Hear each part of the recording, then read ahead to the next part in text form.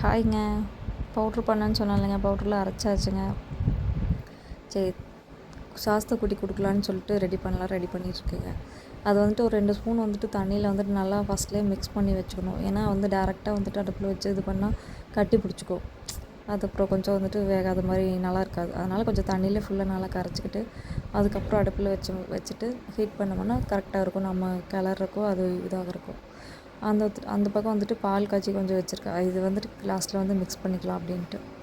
இது நல்லா கொஞ்சம் ஓரளவுக்கு நல்லா கெட்டியாக வந்ததுக்கப்புறம் கொஞ்சம் நல்லா ஓரளவுக்கு நல்லா கெட்டி பதமாக வர வரைக்கும் கொஞ்சம் நல்லா வேக விடணும்.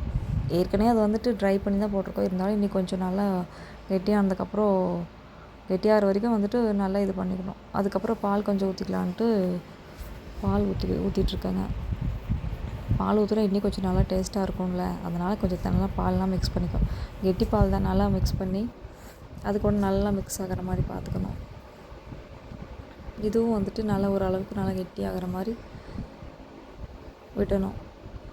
பாருங்கள், நல்லா பபுள்ஸ் வர அளவுக்கு ஆயிடுச்சு. அதுக்கப்புறம் வந்துட்டு நாட்டு சர்க்கரை ஒரு 2 ஸ்பூன், ஸ்வீட்டு வந்துட்டு கொஞ்சம் கம்மி பண்ணியே போட்டுக்கிறது நல்லது. அதுக்கப்புறம் ஊட்டினேன். ஆனால் கடவுளே, சாமி கும்பிட்டு ஊட்டினேன் சாப்பிட்ணும் அப்படின்ட்டு.